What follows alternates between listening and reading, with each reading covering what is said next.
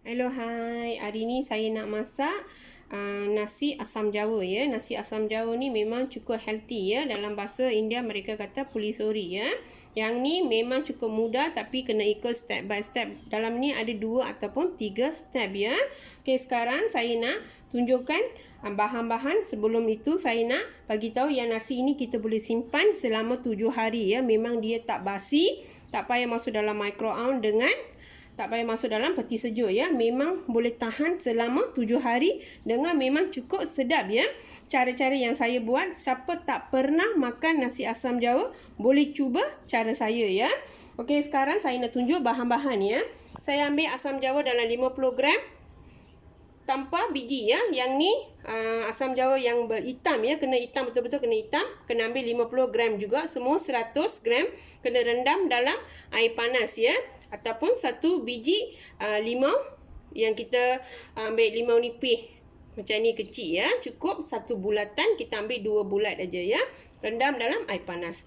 Untuk ini kita kena pakai minyak bijan sahaja ya. Memang option lain tak ada, kena gunakan minyak bijan sebab makanan ini memang healthy ya.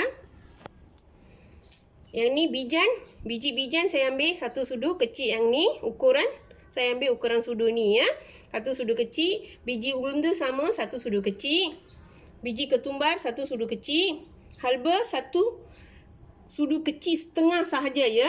Sebab yang ni tak boleh kita ambil banyak sangat, nanti pahit ya. Sebab tu saya ambil kecil saja, setengah sudu kecil. Biji sawi 1 sudu kecil. Yang ni kita ambil dalam 2 ataupun 3 tangkai ya, daun kari ya. Memang cukup sedap. Untuk ini memang kita kena pakai daun kari banyak sangat. Tapi untuk 3 step pun memang saya gunakan daun kari ya. Yang ni cili kering saya ambil 13 ataupun 14 tangkai ya. Kalau siapa nak kurang pedas boleh kurangkan dalam ni. Yang ni kacang kuda ya, saya ambil 1 sudu kecil. Yang ni lada hitam pun sama, saya ambil 1 sudu kecil ya.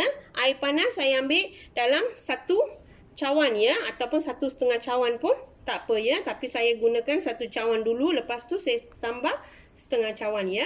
Ya, sekarang saya nak rendam ya. Biar rendam dalam 5 ataupun 10 minit ya.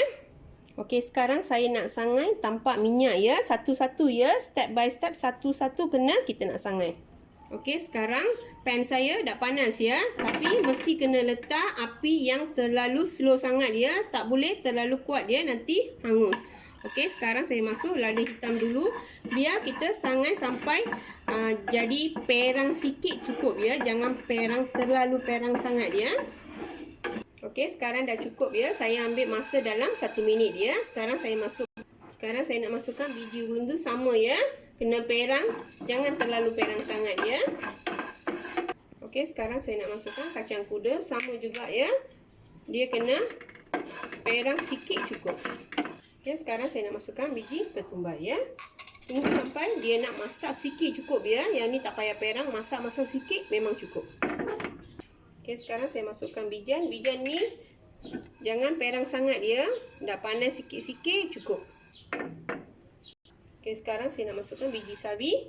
Yang ni pun sama ya. Bagi dia meletup-meletup sikit-sikit dah cukup ya. Okey, dia kena meletup macam ni ya. Baru yang ni betul-betul dah cukup masak ya. Okey, sekarang saya masukkan biji halba. Sama ya, kena perang sikit cukup ya. Yang ni jangan perang sangat ya. Okey, last kali kita nak masukkan cabai kering dengan daun kari sekali ya. Ini pun sama, bagi dia masak dalam 1 ataupun 2 minit ya, memang dah cukup. Okey, sekarang kita kena tunggu sampai dia betul-betul nak sejuk baru kita boleh kisar ya. Okey, sekarang saya nak tunjukkan step nombor 2 ya. Step nombor 2, bahan pun 3 ataupun 4 saja ya. Dengan minyak bijan.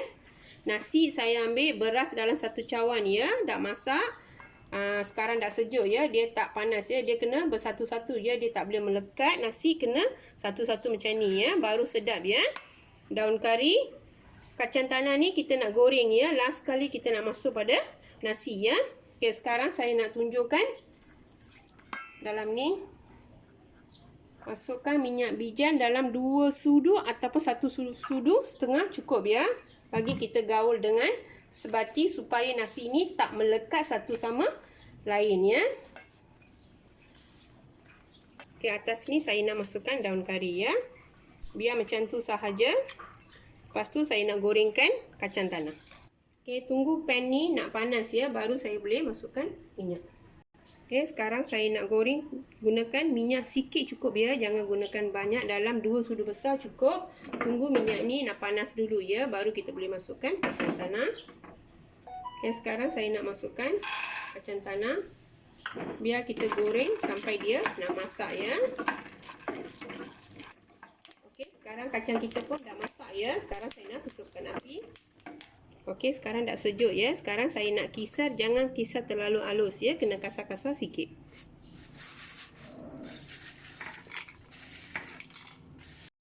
Kisar tanpa air ya, jangan gunakan air. Okey, sekarang dah siap kisar ya. Memang aroma dia pun memang cukup bagus ya. Okey, sekarang saya nak tunjuk yang ni macam ni, nak kasar ya. Jangan terlalu kasar sangat, jangan terlalu hancur sangat lah, kena macam ni sederhana ya. Okey, sekarang saya nak tumis. Okey, sekarang saya nak buat untuk tumis. Step nombor 3 ya, untuk tumis. Okey, bahan saya ambil asam jawa dah siap ya. Dah siap, saya ambil dalam 1,5 cawan asam jawa. Yang ni 2 tangkai daun kari, biji sawi ukuran sama 1 sudu kecil. Cabai kering saya ambil dalam 3 ataupun 4 batang saja. Kunyit 1 sudu kecil. Kacang kuda 1 sudu kecil. Biji ulundu 1 sudu kecil. Biji halba sudu kecil setengah sudu ataupun kurang daripada setengah sudu ya. Serbuk perengayam 1 sudu kecil. Sekarang saya nak tumis. Okey, sekarang saya nak tuangkan minyak ya. Minyak kena guna banyak sikit ya, baru sedap ya masa kita nak makan nasi tu. Bagi minyak ni nak panas dulu. Okey, sekarang minyak dah panas, saya masukkan biji halba, biji ulunda, kacang kuda. Bagi dia masak dalam minyak sikit. Lepas tu masukkan biji sawi. Lepas dah masuk biji sawi, tunggu dia masak ya dalam 1 minit ataupun kurang daripada 1 minit. Masukkan daun kari, cabai kering, masukkan kunyit ya. Kunyit ni kena masak dalam minyak, dia warna dia pun terlalu terang ya, sebab tu kita masuk dalam minyak. Okey, sekarang saya nak masukkan air asam jawa ya. Tunggu air asam jawa ni betul-betul nak jadi pekat dia, memang nak jadi pekat, baru kita boleh masukkan bahan yang lain ya. Okey, sekarang saya nak masukkan serbuk cili ya. Serbuk cili saya ambil 1,5 sudu kecil ya. Dengan serbuk perengayam 1 sudu kecil ya.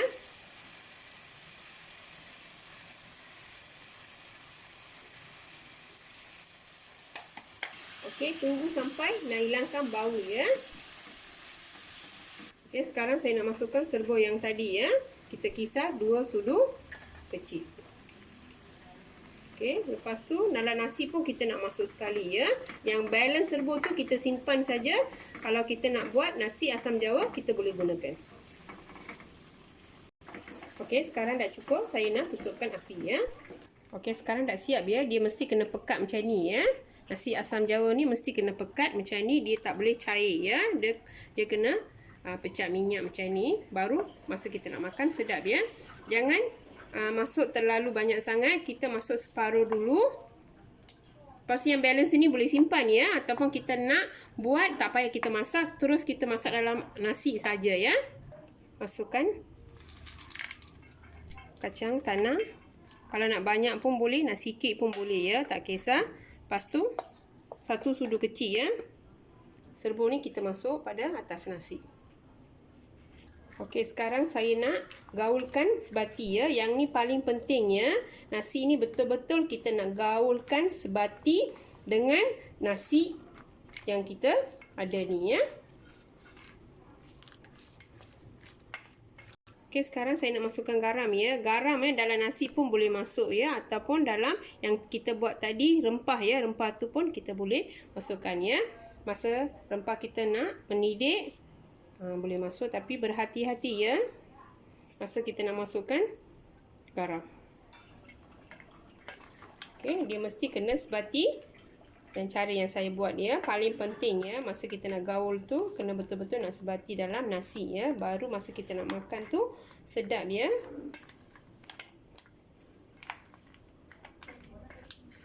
Okey, sekarang dah siap ya. Nasi asam Jawa kita ni memang simple dengan mudah boleh buat dia. Cuma satu saja kita ikut step by step ya. Okey, boleh cuba dekat rumah ya. Selamat bercuba.